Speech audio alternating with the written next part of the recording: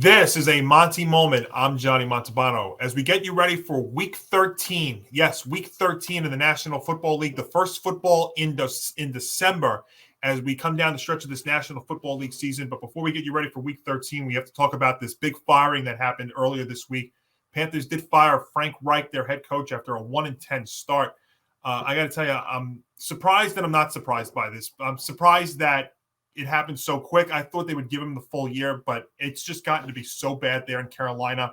Not only just 1-10, but just nothing has gone right for them this year. So Frank Reich, the second straight year, by the way, that the Panthers have fired their head coach in season, almost unheard of right there in Carolina. But special teams coach Chris Tabor will serve as the intern for the rest of the season, while offensive coordinator Thomas Brown will assume playing calling duties with help from senior assistant Jim Caldwell. Now, earlier in the year, we did read about the fact that Reich did turn over play calling duties to Thomas Brown, but 3 weeks later, Reich took back those play calling duties. And it's just been a mess there in Carolina. You know, they went all in to get the number one pick, trading DJ Moore and other picks to move up 8 spots with the Bears for Bryce Young. And obviously that has not worked out well. Now, I'm not going to jump to the conclusion or say that Bryce Young has been a bust right now.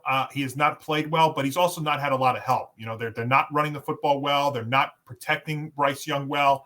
We know Young is a little bit undersized, but it's more about the fact that he hasn't made good decisions. Again, if you can't run the football, that puts a lot of pressure on the rookie QB. And, you know, offensive lines throughout the NFL this year, the offensive lines have just been a mess league-wide. I think that's part of the reason why we've seen scoring down so much, because I don't care who you are. There's very few quarterbacks that can play in this league without an offensive line. But, you know, it's just a mess there in Carolina. And again, they don't have their first-round pick this year.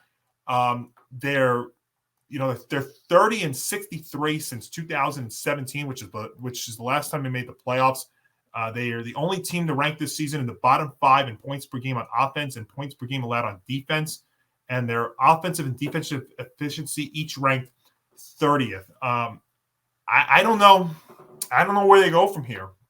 You know, do they give up on the Young experiment after 1 year? You know, when you trade that much to get to move up and get your franchise quarterback and it fails like this, it's the kind of thing that can set your franchise back 10, 15 years. You know, the only team I could think about right now that's actually survived without, you know, their first round pick being a success and trading so much for him is the 49ers, what they did with Trey Lance. You know, remember, they traded 3 picks to get him, and we saw what those 3 picks have been with Miami when they moved up, but they seem like they haven't missed a beat. You know, they got Mr. Irrelevant turned relevant Bryce, Mr. Irrelevant turned relevant there in San Francisco, and Brock Purdy, and it's turned out to be great for them. You know, it also helps. They do have a running back. They have a line. They have a defensive front. They've got great playmakers there too and great head coaching, but still, I mean, you don't get this right with a team like Carolina. This is a team that could this is a situation that could set them back for years. And when you look at the draft order for a second, because that seems to be a big thing, especially locally in the New York markets. You know, I'm a Giants fan. We have people on the network that are Jets fans. You look at the draft order now as we enter Week 13, and right now it's Carolina who has the number 1 pick, but that pick got traded to the Bears, so the Bears actually own the first pick. The Cardinals are second. The Patriots are third. The Bears are fourth. So the Bears have the first and the 4th pick, and the interesting thing with that would be, would they actually take a QB with their first pick, or would they actually take somebody like a Marvin Harrison, a receiver, and then go for the QB at 4? Obviously, this is something we can have plenty of discussion about in the offseason, but yeah, you know, now Carolina doesn't have an option unless they want to go all out again and trade whatever capital they have and move back up. I don't see them doing that, though, but just a mess there in Carolina. But the thing with the draft order, too, is, and it kind of ties into my Giants for a second, who right now sit in the 6th order there at 4-8. I mean, look, here's the thing with the Giants. The Giants are not taking a quarterback. You know, all the talk has been, the Giants, you know, are they losing by winning these games and, you know, ruining their chances at a QB? The Giants are not taking Caleb Williams or Drake May. All right, let's just get this out of the way right now. I mean, this team is too talented to be losing games. Yes, I know the rest of their schedule is tough coming off their bye week. I know that technically they are in the hunt. If you've seen the graphics on some of these TV shows, that they are still in the hunt. Look, it's been a tough year for the Giants. I don't put any of this on the coach, though. All right. I mean, first off, this team has been, I know every team goes through injuries, but this team now has lost both their starting and backup quarterback.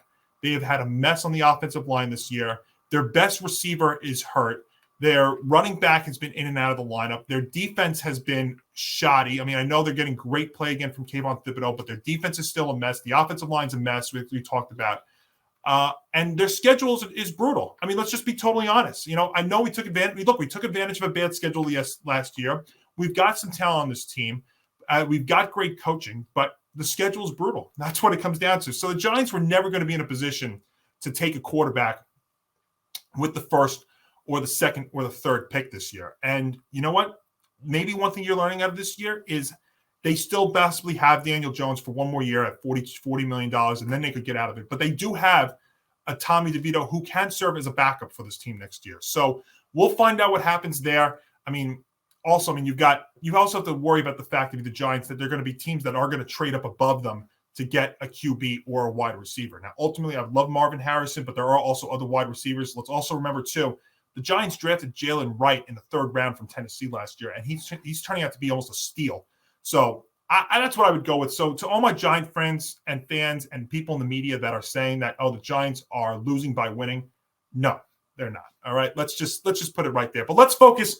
The Giants are off this week, so we can celebrate the fact that we won 2 games in a row, and they'll be back in action in Week 14, and they still have a very challenging last 5 or 6 games. So let's just put it like that. But let's enjoy that. And let's get to the Week 13 slate here in the NFL, which actually starts with kind of an interesting one on Thursday Night Football. We've got an Al Kirk and Kaylee special on Amazon as the Seattle Seahawks head to AT&T Stadium to take on Dak Prescott and the Dallas Cowboys, who are playing very, very well right now. You've got to be fair. The Cowboys are laying 9 points at home. And, this is an unusual game because both teams are entering a Thursday night game on regular rest, but it's also another favorable matchup for the Cowboys in this one. And you look at the Seahawks side here, Seahawks look like they're starting to fade. Now, I know Geno Smith's dealing with the elbow issue, the tricep issue. Kenneth Walker III is still hurt. As of this recording, he is still not practiced, so it does not look favorable that he's going to return to the lineup. And like I said, the Cowboys are riding a 3-game winning streak. They've not lost at home this year. They're putting up points at a premium, especially against weaker competition. Look, you can only play the teams that are on your schedule. I'm not going to be a hypocrite. I just talked about the Giants a second ago from last year. I'm not going to, poo-poo what the Cowboys are doing. But, you've got to be fair. Dak Prescott is playing his best football of his career almost. I'm not going to jump up to the MVP conversations like some people have had, but, he's coming off his 3rd game with 4 touchdowns this season. They've got Deron Bland, who had another pick 6 against the Commanders on Thanksgiving night, his record 5th pick 6 of the season. So they have been on an absolute rampage this year. They've covered 5 of their last 6 games against the spread. They're winning games in blowout fashion. The Seahawks, to me, are step up in competition, but the Cowboys' 3rd-ranked defense, I think, is going to cause Seattle a lot of trouble on the road. And again, Dak Prescott's playing great. I don't see the Cowboys slowing down in this one. I think they slow down to the fact that they maybe only score 30, but I think that's enough to win and cover this game. I think they win this game, say, 30-18. So my first pick for week number 13 is going to take the Cowboys minus the 9.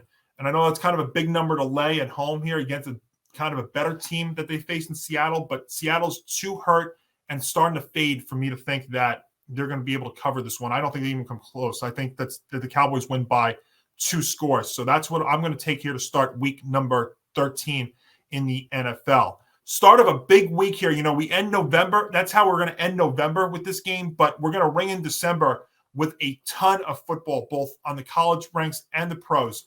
So coming up this week on the Montie Moment and on the Empty the Bench Podcast Network, Thursday at 7 p.m. Eastern, we will discuss the penultimate college football playoff rankings and preview the 5 biggest conference championship games with Zan Bando from the MMA Outsiders. Also does some work, does some writing for the Big Ten Conference. So he will join me on Thursday to discuss the CFP rankings, the big games, and what happens as a result. Because I'll tell you what, the college football playoff situation right now is absolutely insane coming down the stretch with 8 teams for 4 spots. So Zan will join me on Thursday, and then Zan and I and everybody from the ETB network will be back with you on Friday at 12 p.m. Eastern to preview the entire week 13 slate on Football Friday presented by Wolf Spreads.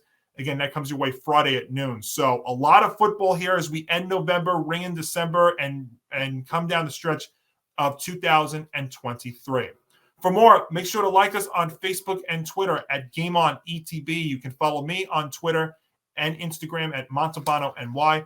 Of course, please check out our YouTube channel at youtube.com/ETB Network, where if you like our Montie Moments and all of our content, leave us a like. If you're new, hit that subscribe button. And, of course, make sure to ring that notification bell so you know when all of our content is going to be coming out.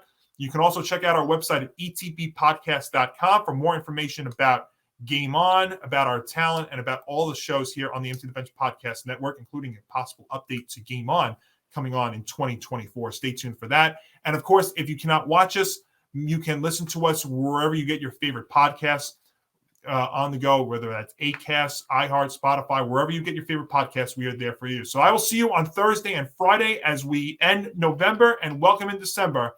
This has been a Montie Moment, and I'm Johnny Montalbano.